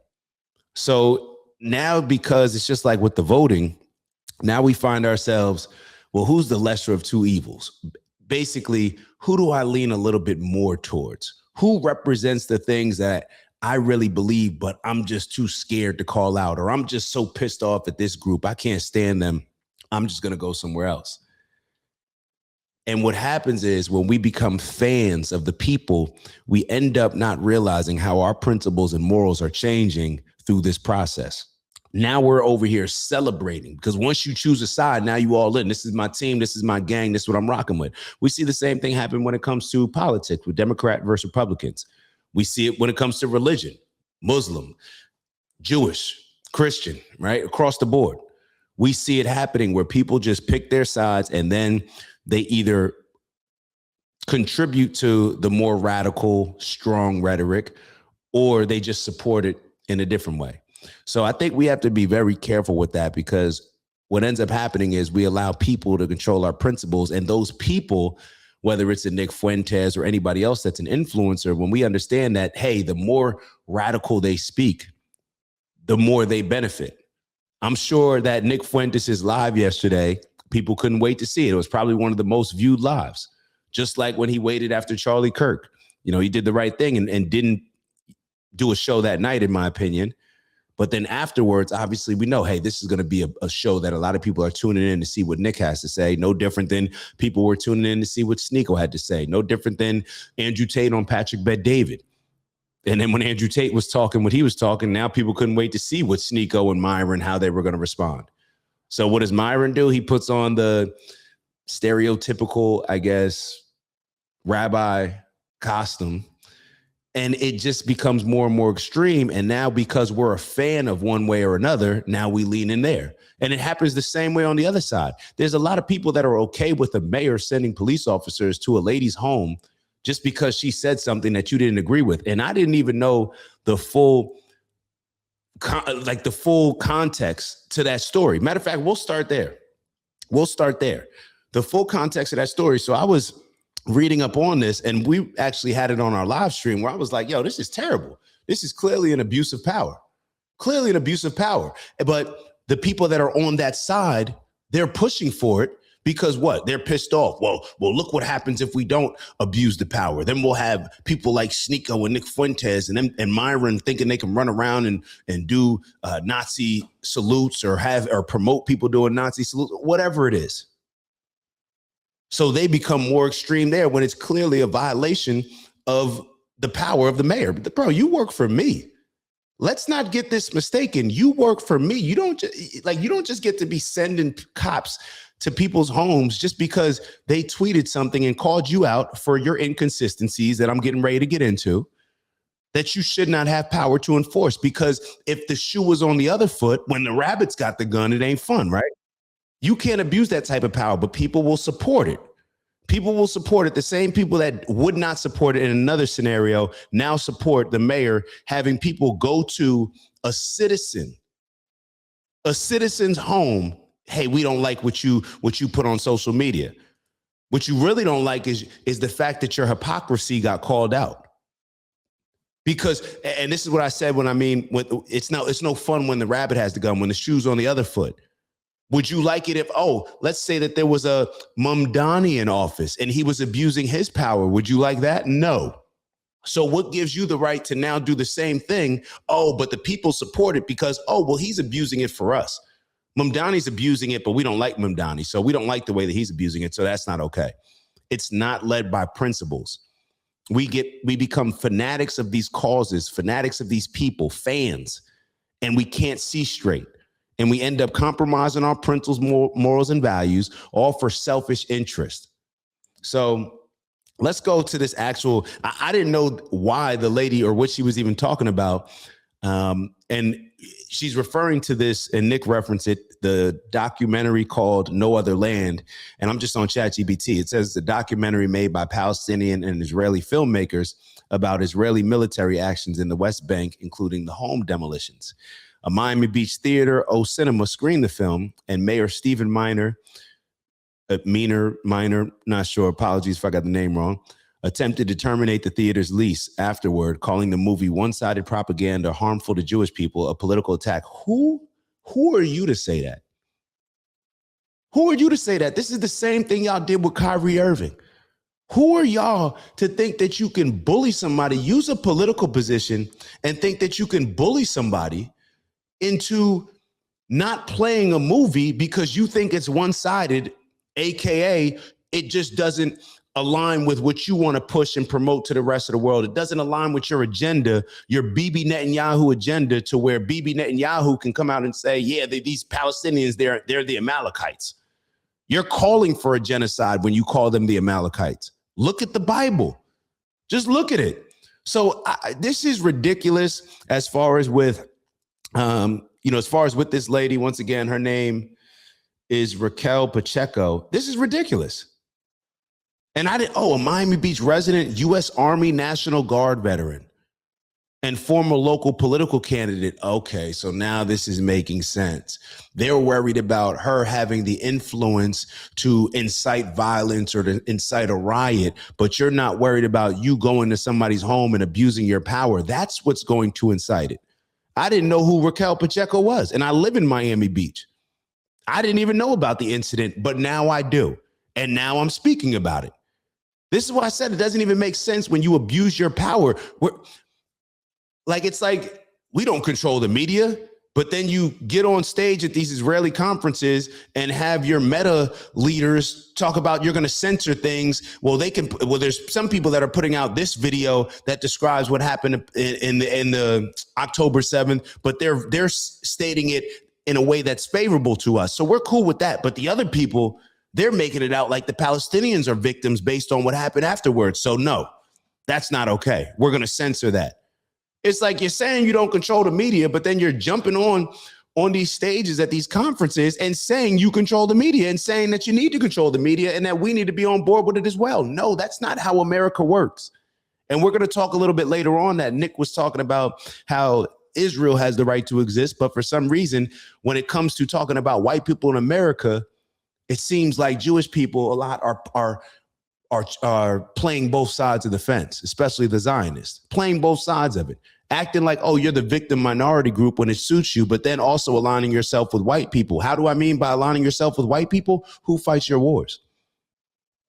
Majority of people in the military, majority of people that died in Iraq, I would venture out to guess that it's probably young white men. So we'll talk about that a little bit later on when we get there. So this is the situation here. No other land. Like, you know what would be honorable? If you got an issue with the video or with the documentary, why don't you, or I'm not going to say this is honorable, make your own documentary and then let the people decide. Make your own documentary, but you don't censor somebody from making their own documentary. Why do you think that so many Americans looking at that situation have in the back of their mind, like, hey, we know what's going on here. We're hearing about all these journalists dying. We're seeing what's going on right in front of our eyes. Like, you're pretty much telling us, don't believe what you see. Believe us. Even though we're going to hide and censor certain things that don't align with our agenda, believe us. Nobody's going for that. Nobody's going for that. And this is what makes people like the people that y'all call out the most. This is what makes them gain more followers, gain more of a following. So to me, it's just another example of hustling backwards. It doesn't make any sense to me at all. All right, let's keep going. Let me get back to the notes so I can stay on task. All right. So I don't know if anything else needs to be said about that. I don't get it. Like, now I'm over here thinking, like, what are you going to knock on this door and tell me you didn't like what I said on the show? Like, what? Sit down and have a conversation if you like. I would love for the mayor to come on and have a conversation. I'm a resident. Don't I deserve that? So maybe we will. Maybe I will reach out to have a conversation with the mayor. All right, so let's get to Trump, and then we're going to get to the whole situation that obviously Nick spent the most amount of time referencing, which was their recent international blown up club night. That I should say that has blown up internationally, their club night. We'll get into that after we talk about Trump. So, okay, let's get to Trump. 1 year in, I think January 20th, yesterday marked the date of 1 year in. I'm obviously reviewing Nick's show the next day. That's why there's light in the background. Okay, we don't need to get into that. Trump said that we have a lot of heart for the people that come here illegally, but are good people. A little bit of a different tune. Nick's right to call it out. This is not the energy that Trump was running on. Not the energy at all. It's just not the energy. Calling it straight up what it was. It was not the energy. He says we're looking to get criminals out. But that's funny because a lot of the supporters of Trump and Donald Trump and Tom Homan, I remember them having the energy that, well, all of them are criminals because they came here illegally. But now Trump is changing his tune. Why is he changing his tune? The same reason a lot of wealthy people would want him to change his tune, because they require cheap labor.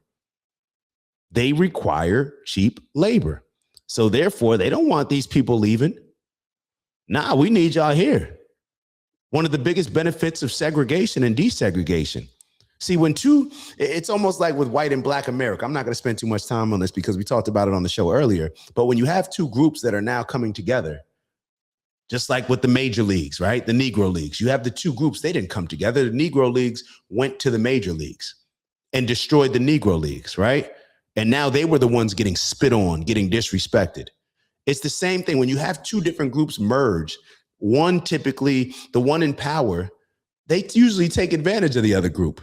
And they do things that are in their benefit, not for the benefit of the group with lesser power. It just is what it is. So this is why, even when you look at it and take a step back, I didn't even realize that Tom Homan was the head of ICE and got an award from Barack Obama. But it just goes to show you where this is not about Democrats versus Republicans, and we get caught up in this and we lose a lot of our sense and logic when it comes to this, because Barack Obama deported a whole lot more people than Trump. But all those Trump supporters, and a lot are pissed off and calling Trump out for not deporting people. Do you give Barack Obama credit for it? No, it's just you supporting Trump. It has nothing to do with your principles. It has nothing to do with your values. It has nothing to do with even your policies. You're just a fan of Donald Trump. You're just going to support it because of Donald Trump. You're just a fan of Barack Obama, but a fan in a way of fanatically hating him. But both lead to the same results, which is us neglecting our common sense and principles in order to just stand behind somebody rather than standing for something.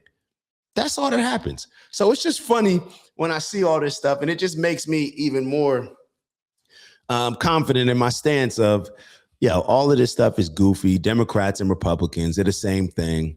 I didn't vote for the previous two elections before this last one, and I'm going right back to it. I can't see myself voting in this next election. Things may change, but I'm good on it. I don't want to participate. I know my ancestors died for the right for me to vote and all this other stuff. No, they didn't die for me to have the right to vote. They died for me to have a meaningful vote that counted. And when we do the same thing and get to a point where our vote has no meaning, we have to try something else. Now, the biggest thing that we can do may be withholding our vote. Now, I'm not giving you something for free and you're not giving me anything in return. No, I'm not giving y'all work for free. So why would you vote and just give away something while somebody else gains a value, but you don't get compensated in any way? Not doing that. Not the people that I study that get things done. I don't see them doing it. I don't see the AIPAC and Zionists, the Jewish community doing that. I don't see the LGBTQ community doing that. I don't see Silicon Valley doing that. I don't see Big Pharma doing that, and they get it done. So why would I move in a different way? Why would I move in a different way? All right, let's keep moving. I don't even think if we need, but one thing that I will also touch on is, Nick was talking about how Trump chickened out. Once again, let's not get caught up in this rhetoric. We know how a lot of our favorite influencers, favorite people, favorite politicians, they'll say certain things that we'll get caught up in emotionally in supporting, and then we end up getting tricked off. We end up getting tricked. We end up beefing with family members, beefing with all these people, whether it's immigration, whether it's that issue, this issue. And then when somebody gets in office, they're not doing either one of them. So just maybe taking a step back and getting some clarity is the best thing to do. All right, so let's move on. Let's move on to the situation that obviously happened with the club. It's been a big situation with them getting banned. And I'm talking about Nick, Fuentes, Tate and Tristan Tate. Now, Andrew Tate and Tristan Tate, they probably backed out of it in order, I don't know if what Andrew said is considered an apology to where now he can go to clubs. I don't know. But the rest of everybody else, they seem to be banned from clubs. So my thought process on this goes a few different ways. Like, I'm sorry if I just have this vision stuck in my head of Leor Cohen at the record station, Son and Charlemagne, where Charlemagne's asking about, pretty much saying like, hey, you know, you wouldn't like these things being, and Charlemagne didn't even say this, but this is how the vision went in my mind, where he was trying to ask Leor Cohen, who's the head of these record labels that largely have a bunch of these rap artists on them, where they're talking about killing black people, sexualizing black women, all the things that Jewish people as a culture overall would have an issue with if it was said about them. Now, how do I know that? Because that's exactly what Jonathan Greenblatt and the ADL have done.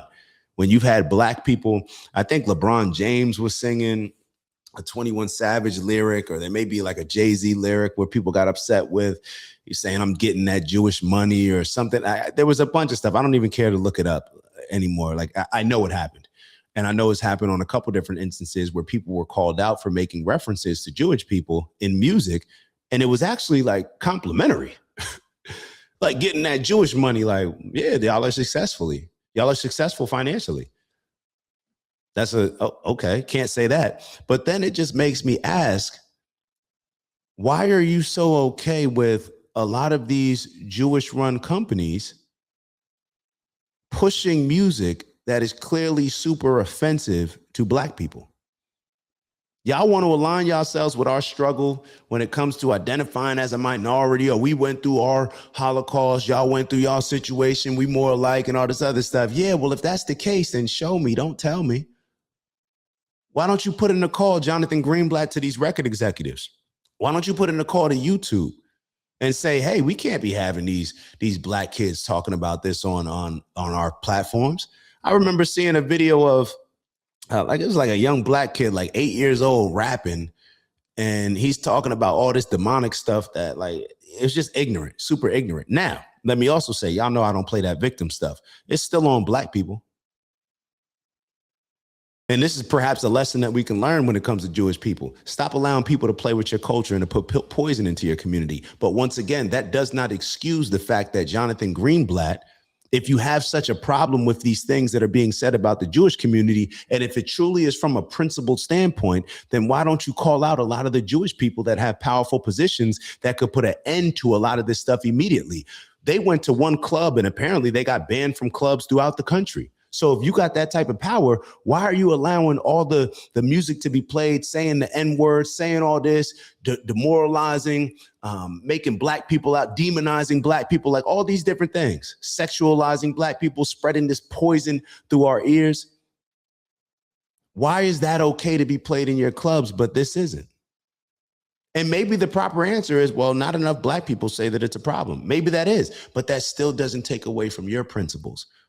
You don't just, or maybe you do. Do you get to take advantage and abuse a group because, oh, well, they don't have the same principles that we have for ourselves, so therefore we'll exploit them? Oh, okay, so the principle is not the golden rule of treating others the way that you want to be treated. Your principles are based on, like, you have your principles for you and your people, but you're actively engaged in exploiting. Or you can call it exploiting all you want. The reason why I'm saying it's exploiting is because those don't align with your principles. So you're just okay with making money off of another group and them making fools of themselves, but y'all know better, right? Because when it's your people, you got something to say. So this is where a lot of my bias may come into play, where I'm not able to perhaps be as objective as possible, because I'm calling out this BS. Black on black crime is a huge issue, right? So why not ban all of that music that's feeding into that issue, right? That's causing so many black kids to kill each other, causing so many black kids to get caught up in drugs, all these different things, because you are a principled group. We need help. We need help. And we're not strong enough to make those decisions. And you guys keep making money off of it. So therefore, we're asking you, please stop. Please stop playing that music. Because that's what you're asking for when it comes to your group, right? Stop playing this music. So y'all know where I'm going there. But let's keep it moving. And every time I talk about this, I have to always say that it's embarrassing that black people just allow it. So I'm never going to put more responsibility and obligation on another group compared to us. I'm just calling out the convenient principles that are displayed. the convenient moral principles, right? All right, let's keep it moving. Let's keep it moving. So Nick says that you can be racist, sexist, you can hate men, hate women, young and old, immigrants and natives, you could do drugs, push for transgenderism. You could do all these things, become a prostitute, be on OnlyFans, all these different things, but you can't offend Jews. This is what I mean when I say it's convenient moral principles. Convenient moral principles. So I would love to ask somebody about these things. I would love to ask the mayor. Maybe we really will reach out to the mayor. So Nick says that specifically about South Beach. I live in South Beach. So Nick says that South Beach is one of the most degenerate places, which it has been. Now, what's funny about it is after the pandemic, when it got real crazy down here with all that stimmy money, all the stimulus checks, they definitely started telling people like, yo, we don't want all that spring break crowd. We don't want that energy down here. Pretty much said, keep all that ghetto shit out of Miami. Keep all that ghetto shit out of Miami. That pretty much was the energy. That was the message that I received. That was the message that I received. And you know what? I was on board with it. I was on board with it. That was around the time where it was just getting too much, that people getting shot on Ocean Drive, like people there with their families eating dinner. It just got too much.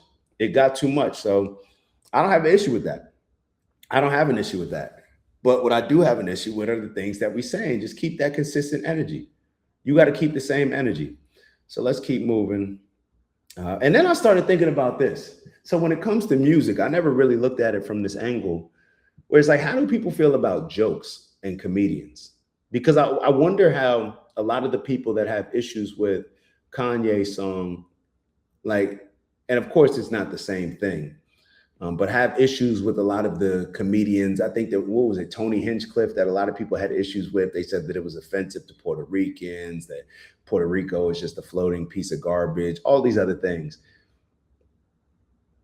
Of course, this song that Kanye put out is attributing something to a Holocaust that happened.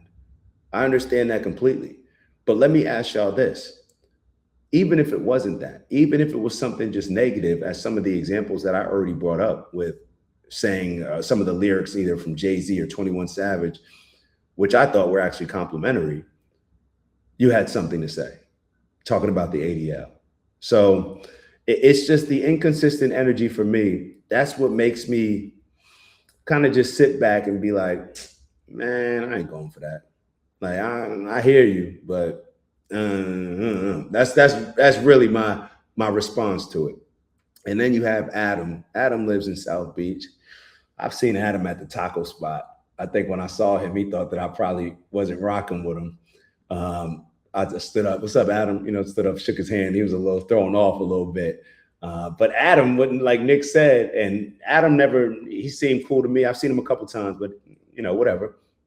I'm not saying that, he was scared or whatever. I'm not saying anything like that. But when I saw him, it was just funny because he probably just was like, yo, what is this random black guy? Like, how does he know my name? Da-da-da. He probably forgot for a second, like, bro, you're actually on a popular show.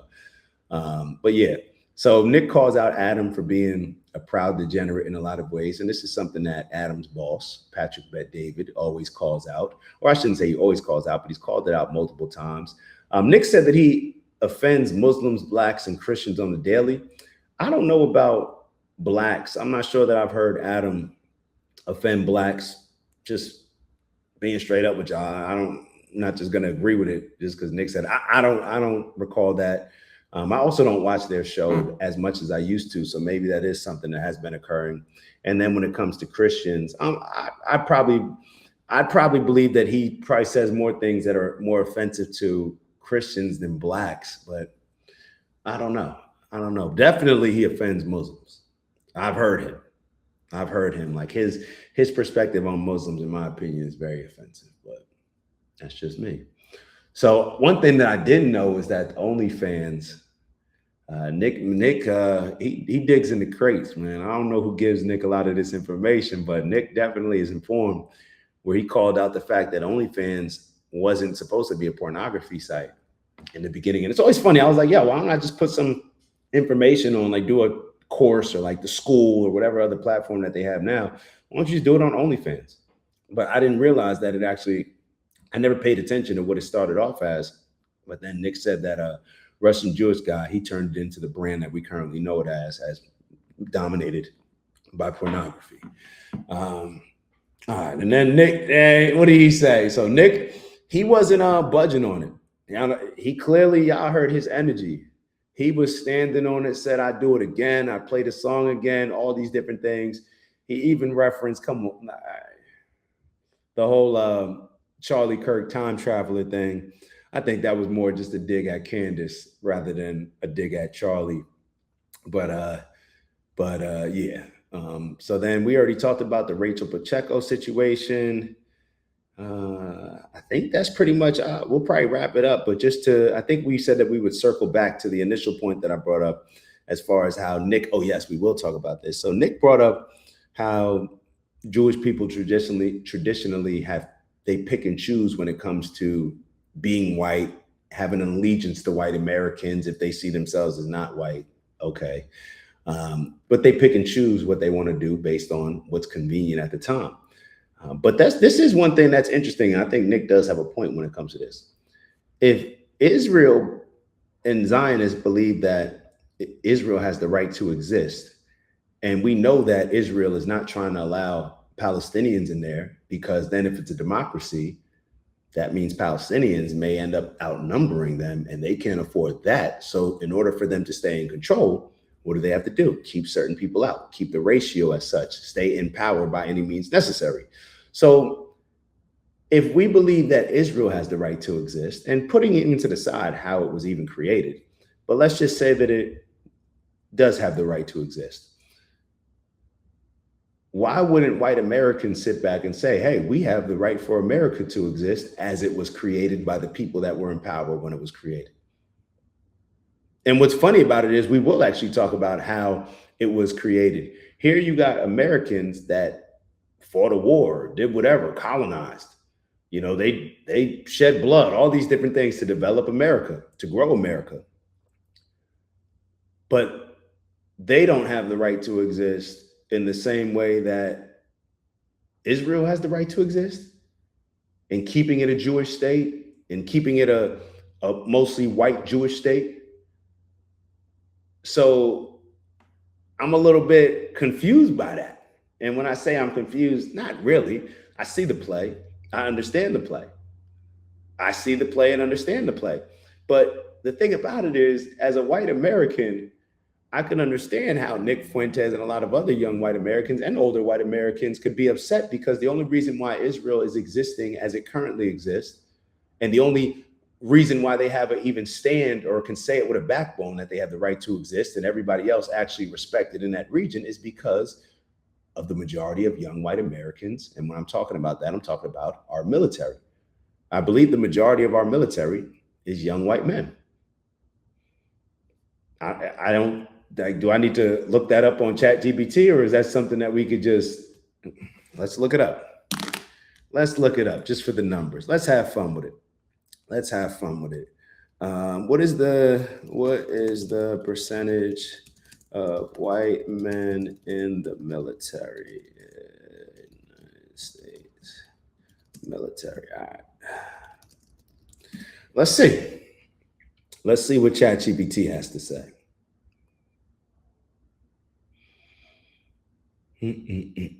Loading. They're like, wait, hold on. We've been listening to his conversation. We don't know what information is spit out. We got to be careful here. Damn, ChatGPT really is. Okay, so about 67% of active duty personnel identify as white. That figure includes both men and women. It says men make up a large majority, typically 78 to 80%. Bro, why don't y'all just answer the question as I presented it?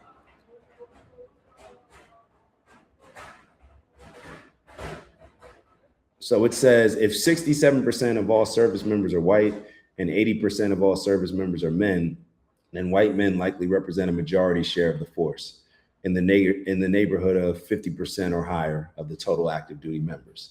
So obviously they're making up the biggest piece of the pie when it comes to the military. So it's kind of ironic where It's like, hey, y'all have the right to exist, but the only reason why y'all can actually protect that claim is because of the white men in America. But then y'all conveniently will choose another side and identify more with the victims, more identify with the minority groups, right? When it comes to minorities in America, when it comes to being okay with white people losing their percentage when it comes to the makeup of the country of America. So I mean, yeah, that's what happens. That's what happens when the energy is inconsistent. It's going to be called out. It's going to be called out. I've never even heard anybody answer this question. I would love for people to actually explain how this makes sense to people, how this mindset makes sense to people. The entire mindset just doesn't make sense to me. So I'm not the person to explain it. And obviously I'm not an Israeli Jewish person. So therefore I'm not the best person to explain it. So we'll leave y'all at that.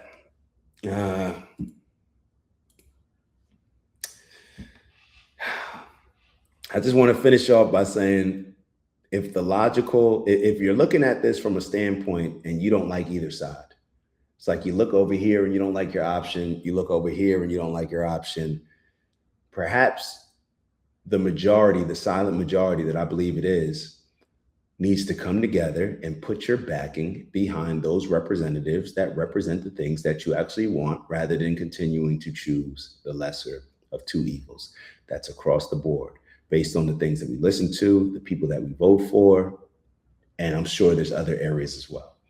So on that note, I'll let y'all go. Of course, like and subscribe. Turn your notifications on. Y'all know what my big bro Robert always says. Let's make sure that we control the algorithm and don't let the algorithm control us. Appreciate y'all as always, and I'll see y'all on the next video.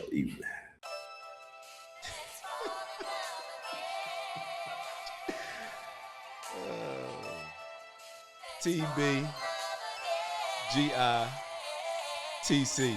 It's the black guy in the corner, but they'd rather see a nigga on the corner. They say I'm stealing Nick's clips like I'm stealing Nick's chick, not knowing that I hit him first week for the lick. I said, Nick, I could post here while you post there. Let's run the ads up, then let's meet up over there. Let's figure out a split that's honorable and fair. Tell me where you trying to take it. Bro, I'll meet you there. 1600 Penn, Wash, DC. Swear I saw the vision riding through the DMV. I envision prayers, but I could do VP. Hillbilly, Elegy, fuck, I look like JD. Shout out my cheat code, Dave and Karen raised me. And my big bro, a nuclear family. And they don't like that. Strong fathers in the crib, BLM for that. LBJ society created all that. Victimhood mentality, I can't embrace that. And everything they taught in school, assume it's all cap. Everything I said I'd be, I am that. Everything I said I'd be, I am that. Everything I said I'd be, I am that. Ain't no introduction, just some fun facts. In case you were wondering, I am Dak. I know you heard me hit it 3 times for Dr. Umar. Shout out to Umar, man. We ain't kicking nobody when they down. And shout out to everybody that continues to show love, support, appreciating the message that I'm giving y'all, along with the bro Nick's message. We gonna keep pushing, man. And shout out to the haters too, cause y'all in the comments heavy too. y'all the ones that gave me the inspiration to create this song. They kept saying like, who's the random black guy in the corner? I am.